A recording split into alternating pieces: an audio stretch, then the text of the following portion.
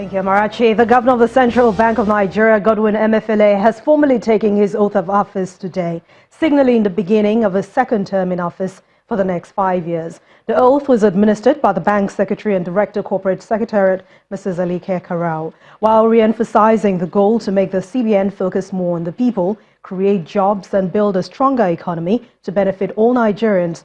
Mr. Emefiele says he will unfold a new roadmap for the central bank and the economy in the days ahead after a series of consultations with critical stakeholders in the economy. We must strengthen our efforts over the coming years to do everything possible in our various offices and capacities to stimulate growth and create jobs in critical sectors of the Nigerian economy, which would help insulate our economy from shocks in the global economy. We must also work to build a healthy and stable financial system that contributes to the growth of our economy while preserving price stability. In my second term in office, part of our pledge will be to work to the best of our abilities in supporting these objectives, and I will crave your indulgence to please work with us in this onerous assignment. The Nigeria Export-Import Bank and the Nigeria Inland Waterways Authority have signed a partnership to enhance intra-Africa trade, especially within the West African region. At the ceremony in the nation's capital, Abuja, the managing director of Nexim Bank, Abba Bello, says this agreement will improve trade in Nigeria and even increase tariff flow in line with government's objective to diversify the economy. The first trading day in the month of June has ended in the red, with the main index shedding 0.45%. An exciting day for the stock exchange. Here's Adidiong Iwang with a summary of today's trading session.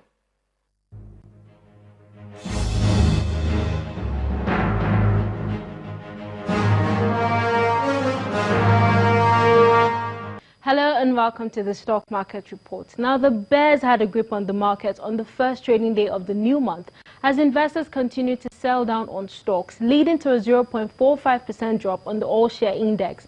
Now, all the sectors we track closed the day in the red, but today's losses were majorly due to the 5.74% fall on the oil and gas counter, thanks to a 49 Naira 9 kobo drop in the share price of Seplat. Insurance is next in the trail of losses as the index shed 0.56%, while consumer goods lost 0.39%.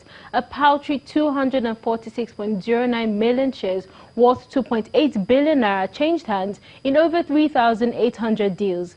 And these were the most actively traded stocks: FCMB, GT Bank and Owando. Now, the markets will be closed Tuesday and Wednesday for a public holiday, but trading will resume on Thursday. Now, that's a summary of trading at the Nigerian equities markets. I'm Edidiong Iwang. Oh, there's colorful numbers to end business news tonight. Thank you for watching. I'm Anne Nwaldo. It's back to you, Marachi. Thanks, Anne.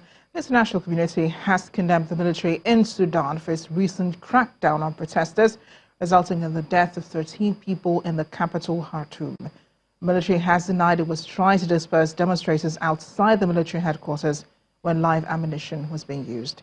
Let's get more international news now. Here's Simon Pusey with Around the World in 5. Good evening from the Channel's newsroom here in London. Activists claim Sudan's security forces have attacked a pro-democracy protest outside the military headquarters. Medical sources say at least 9 people have been killed, with reports of live ammunition being used in Khartoum. It comes after weeks of protests, with campaigners demanding that a civilian government take over the running of the country. They got in line with shields and body armour, then they charged. Security forces entering the site of a sit-in in central Khartoum. For protesters, it's a terrifying moment.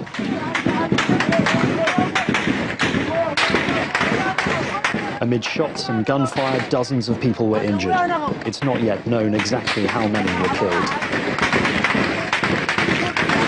Activists claim this was an attempt to disperse protesters demanding civilian rule. After the night of violence, they continued their resistance against the military, setting up burning barricades in the capital. We as Sudanese hold the security forces accountable based on eyewitnesses for the dispersal of the sit-in. The security forces have betrayed the Sudanese people. People have died, others were injured. The violence comes amid deadlock between protesters and Sudan's military rulers over demands to hand over power to civilians. Demonstrations have been ongoing for weeks, with people occupying the streets outside the Defense Ministry. The Transitional Military Council seized power in April, ousting President Omar al-Bashir. Demonstrators want civilians to run the transitional period, not the military. The ruling military council said it had been targeting what it considers to be a problematic area near the sit-in.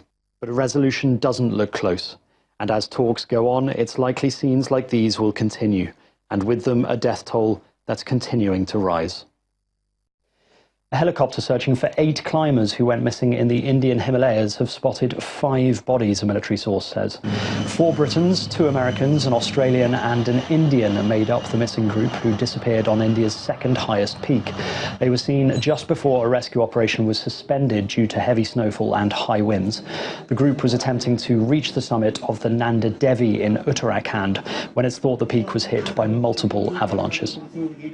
South Korean rescue divers have performed test dives in the Danube River in Budapest as they prepare to reach the wreckage of a pleasure boat which sank last week. The Mermaid, which was carrying a group of South Koreans, capsized when it was hit by a larger boat on Wednesday. 7 bodies recovered on the night of the disaster, while a further 21 people, 19 Koreans and 2 Hungarians, are missing and presumed dead. The Queen has welcomed the US President to Buckingham Palace on the first day of his 3-day state visit. The traditional double-gun salute in nearby Green Park marked the moment of his arrival. Mr. Trump and First Lady Melania Trump travelled through the capital by helicopter and were met by Prince Charles and the Duchess of Cornwall before being greeted by the Queen at Buckingham Palace. The President then inspected the honour guard with the Queen before both countries' national anthems were played. They were joined by Prince Harry for lunch, with the Trump family also in attendance at the palace. As is customary, there will be a state banquet on the first night of the trip. Mr. Trump is later expected to discuss climate change and the Chinese technology firm Huawei during talks with outgoing Prime Minister Theresa May. Day one hasn't been without controversy, though. Mr. Trump tweeted London's Mayor Sadiq Khan, calling him a stone-cold loser who should focus on crime in London, not me. A senior North Korean official who was reportedly purged from Kim Jong-un's top negotiating team has been seen in public with the leader. Kim Yong-chol, seen here clapping at a concert on the far right, has been his right-hand man since the country entered talks with the United States last year, but had barely been seen since talks collapsed. A South Korean newspaper claimed he had been sent to a labor re-education camp. However, his appearance with the North Korean leader at a concert suggests he remains a force in the power structure.